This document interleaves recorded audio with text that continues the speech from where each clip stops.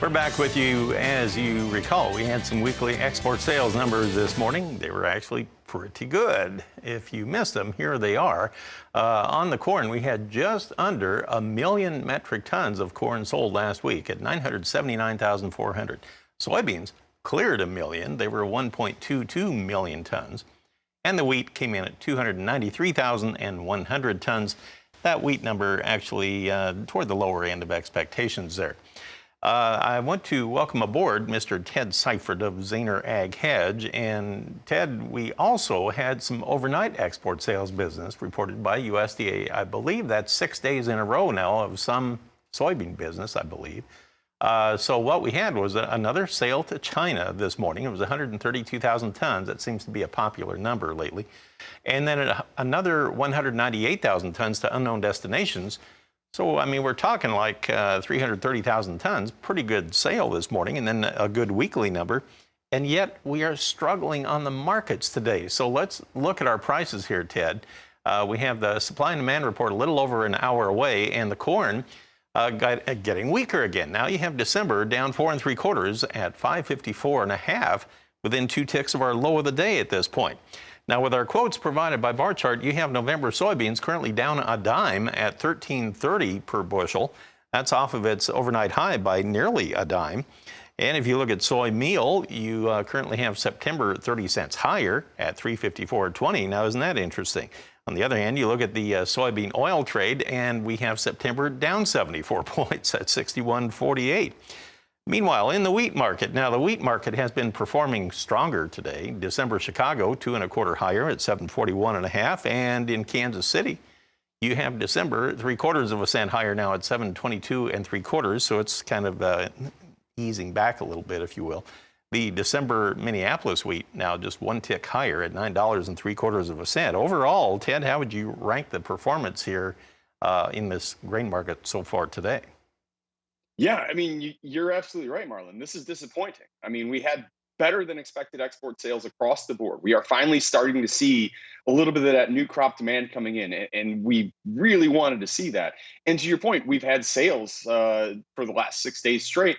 By my calculations, about 1.2 million metric tons of soybeans. Now, that's good news, but it's not the big numbers that we were seeing at this time last year. And I think the market's still wanting to see these splashy sales, that 1.2 million metric ton sale on a flash sale, and until we see that again, we're a little bit nervous, and we are nervous about this report. The trade is looking for, the average guess is looking for a decline in both corn and soybean yields. I think this last minute thoughts here are that maybe we might not see that. We also did see some pretty good rains overnight too. So a lot of things kind of coming together. It's the time of year, like I said, like we've been talking about for weeks now, where if we don't have a really bullish story at the moment, we're going to come down and make harvest lows, find that demand, and then we can rally, post-harvest rally into the end of the calendar year, into spring. And I think that might be the case unless we do get what would be, in my opinion, a shockingly bullish report here from the USDA in, like you said, just about an hour. Quick question for you before we get into our break here. When you look at the ending stocks, I would imagine you're probably going to be looking at the 2021 and 2022 ending stocks first. The other ones are pretty much cut and dried, right? The old. I mean, old crop is basically just going to plug into beginning stocks for the new crop balance sheet. That's all that we're looking at old crop now at this point. I mean, I'll look at that later because it'll have implications on basis for the next month or so. But really, yes, the big show here is what's going to happen with those new crop ending stocks. All right. Thanks for explaining that. I appreciate that. We'll come back in a moment and we'll take a look at our cattle and hog trade on a mid-morning here on a Thursday, Ted. We'll do that when we come back. And we're back talking with Ted Seifried of Zaner Ag Hedge. Ted and I were talking during the break here about the fact that we have a little bit of movement here in the value of the U.S. dollar, and I know you watch that very closely for its impact on the ag trade. Let's take a look at what it's doing. On the dollar index value right now, let's go to the September futures. We're 92 points higher at 93.010. It had been a little over 100 points higher earlier today. I know we had the producer price index numbers that came out this morning. They seem to be surprisingly high. But the Dow is lower, but the dollar is a little bit higher this morning. Do you think that's having any impact here on the ag trade?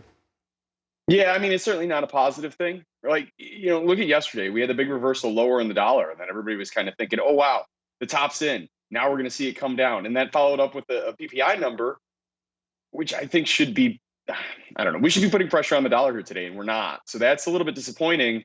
And when you talk about exportable commodities, when you talk about corn, wheat, soybeans, live cattle, hogs, it's not a positive factor that the dollar has reversed from yesterday's reversal lower and looking to find some more strength. It's just, we're still in an inflationary situation, in my opinion, Marlon. It's just our inflationary fears have really cooled down. So you don't have that speculative interest that we had just about a month and a half ago when everybody was just looking for something to hedge against inflation, and grains were a big target of that. It just doesn't seem like that interest is quite as strong, or maybe even not there anymore. Let's look at our livestock trade here. And on live cattle, well, we currently have the futures showing small gains. Now, we did see some pressure earlier today, and October live cattle now 30 cents higher at 127.87. December up 32 cents. On the feeder cattle side, pretty good strength showing up now. Look at this. September up $1.85 at 164.67. October up 157. On the lean hog market, we're actually showing some follow-through strength there after a turnaround yesterday. October 40 higher at 86.25. This live cattle trade and also the feeder cattle market today, how strong could it get? Yeah, great question.